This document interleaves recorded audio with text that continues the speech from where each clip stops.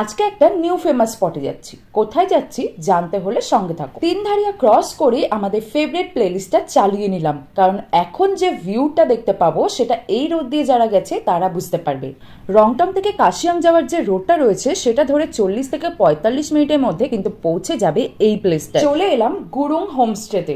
কি এখনো চিনতে পারছো না? দাঁড়াও, একটু ওয়েট করো, এইবার চিনতে পারবে।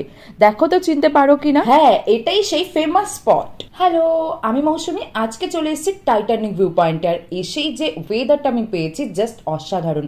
চলো এই জায়গাটাকে এক্সপ্লোর করি। বেসিক্যালি এটা একটা রেস্টুরেন্ট টাইপ। ওপরে রয়েছে দোকানটা আর নিচে এই স্পটটা বানানো হয়েছে। এই ভিউ পয়েন্টের কিন্তু কোনো এক্সট্রা চার্জ ছিল না। আর এই স্পটে বসে যদি খেতে চাও, ওপরের থেকে অর্ডার করে সেলফ সার্ভিসের মাধ্যমে অর্ডার নিচে নিয়ে খেতে হবে। আমরা চা আর ওয়াই অর্ডার করেছিলাম। চাটাও বেশ ভালোই ছিল।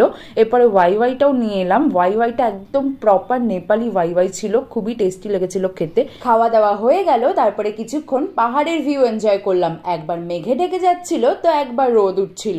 রংটং থেকে কাশিয়াং যাওয়ার এই রোডটা সচরাচর আমরা রাইডের জন্য ইউজ করে থাকি।